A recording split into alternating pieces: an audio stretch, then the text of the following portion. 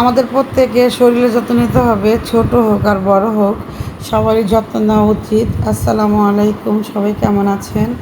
আশা করি সবাই ভালো আছেন। আর প্রত্যেকটা বাবা মাই তার সন্তানদের যত্নের জন্য পাগল হয়ে যায়।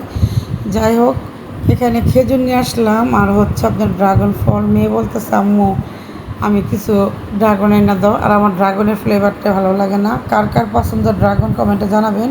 এটা ছিল গতকাল রাত্রে, এটা হচ্ছে পরের দিন সকালে মেয়ে এখন নাস্তা বানায় খাওয়াই দিব, ও ভার্সিটিতে চলে যাবে। আমার মনে হয় কি প্রতিটা বাবা মা যদি বাচ্চারা না খেতে চায়, তাদের যদি একটু খাওয়াই দেন তাহলে বাচ্চাদের খাওয়াটা তৃপ্তি হয়, আনন্দ সহকারে খাইতে চায়।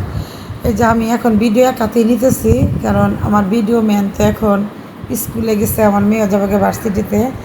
এখন একা একা আম্মুকে বললাম একটু ভিডিওটা ধরো, আম্মা একটু করে দিল, আমি একা একা ভিডিও নিলাম। এখানে মেয়েকে খাওয়াই দিব আমি নিজ হাতে খুদের ভাত। আর এখানে ছিল কচু পাতা দিয়ে চিংড়ি মাছ দিয়ে ভর্তা বানালাম। কার কার পছন্দ কমেন্টে জানাবেন। আর আজকের দুপুরে কী কী রান্না করবো সম্পূর্ণ ভিডিও এখানে কেটে দিয়ে পরিষ্কার করে নিব।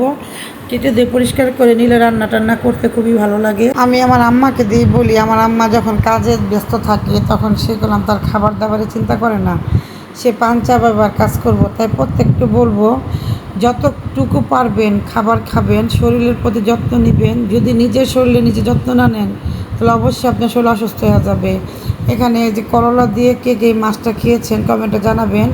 আর বাড়ি থেকে যে কচু নিয়ে আসছিলাম, এই কচুগুলো এখনও আরও আছে, দুদিন খাওয়া যাবে।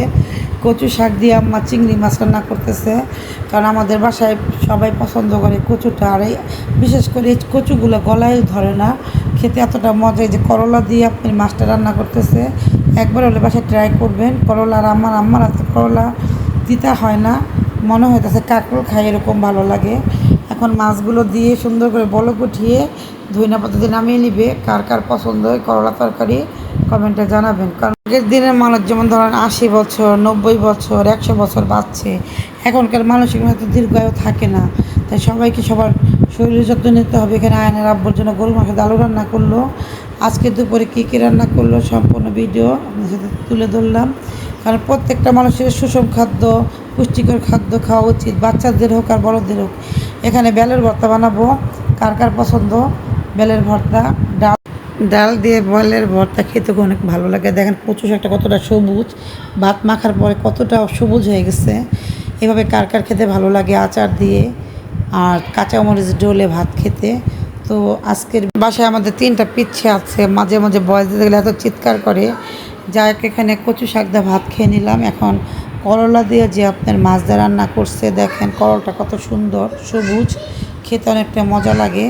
আমার মনে হচ্ছে কাঁকড়ো খেতেছি। তো আজকের ভিডিওটা এখানে শেষ করব। সবাই ভালো থাকবেন, সুস্থ থাকবেন, ভিডিওটি পাশে থাকবেন, লাইক কমেন্ট শেয়ার করবেন।